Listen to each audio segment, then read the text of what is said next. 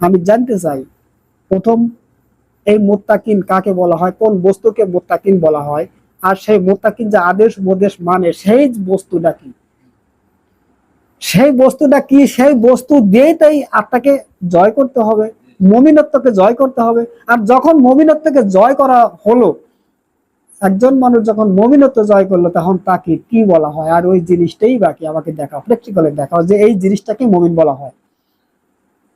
আর যদি এরা বলতে না পারো, অবশ্যই তোমরা যে দাবি করছো সেই দাবি ফাসিক প্রমাণ আমি করে দেবো, অবশ্যই আমি করে দেবো। আমি কোনো কিছুই বুঝি না, আমি কোনো কিছুই জানি না, হ্যাঁ সত্য।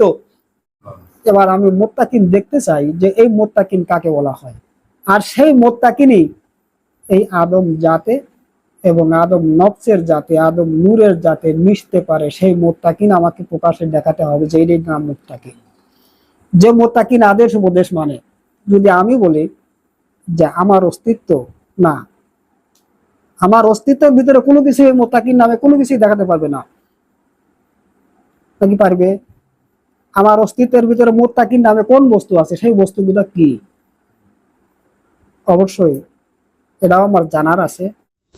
সেই কোরআনের বাংলা দুই একটু পড়ে যা বুঝেছিল, সেখান থেকে সে তার মানব ভাণ্ডে আল্লাহ নূরের আবাদ করে সেই আল্লাহ নূর ধরে এখন আদম নূরি হয়ে কথা বলছে। তাহলে সত্য আগত এখন হয়েছে, স্বরূপে সত্যের আগত এখন হয়েছে। তখন কোরআনে ছিল সত্য আগত, কিন্তু সত্যরে আবাদ হয়নি কোনো মানুষের কাছে। তোরা যেভাবে উলঙ্গ হতে চাস, শয়তানের দলেরা যদি পরিবর্তন করে সেই হেদায়েত নিয়ে মানুষ হতে না চাস, তোরা যেভাবে উলঙ্গ হতে চাস সেইভাবেই তোদের বিশ্বের মানুষের কাছে উলঙ্গ করে দেওয়া হবে। এ আল্লাহর বুদ্ধি নিয়ে আদম নূরি কথা বলছে। আর আদম নূরি বলতেও কিছু নাই। আমি এর আগেও বলেছিলাম, একটি মানুষ জন্ম নিতে যেমন দেখো মা এবং পিতার আত্মা নিয়ে মানব জন্মে আসে, আর সেই আদম নূরি তাই হয়েছিল। সেও সেখানকার সেই তহাপতির থেকে সব কিছু অস্তিত্ব নিয়ে তার অস্তিত্ব হয়েছিল। আর আল্লাহ পাকের তরফ থেকে আল্লাহ নূর এসে তার জীবন রহস্য খুলে দেওয়া হয়েছিল, খুলে দেওয়া হয়েছিল। আর আজ এই আদমও ঠিক তার মাতৃগর্ভে এই অস্তিত্ব নিয়েছিল।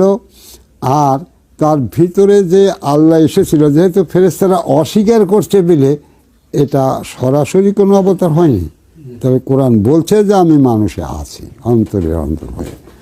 তাই সেই অন্তরকে আমি আমার ভিতরে আবাদ করে তাকে আমার করে নিয়ে আমি আদম নূরের অধিকার আল্লাহর পেয়ে কথা বলছি।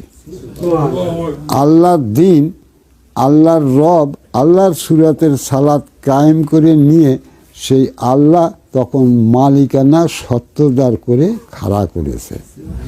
তোর ওই শয়তান বাবারাও যদি মানুষ হয়ে যেতে চায়, তাহলে আদম নূরের নফসি নিতে হলে আদম নূরের কাছ থেকেই তাকেও নিতে হবে, নইলে ওই বাবার কোনো বাবাগিরি থাকবে না, জাহান্নামে পুড়তেই হবে, যেতেই হবে।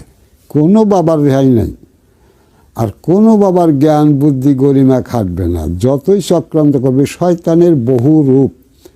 এখানে একজনকে এক কথা করলে এক রূপ নিয়ে ওইখানে যাই করতেছে, মনে মনে আর এক কথা করছে, যে ঠকাইয়া আসছি, ধরতেই পারে না আমিও কীভাবে ঠকাইছি। তোরা তো সেই শয়তান।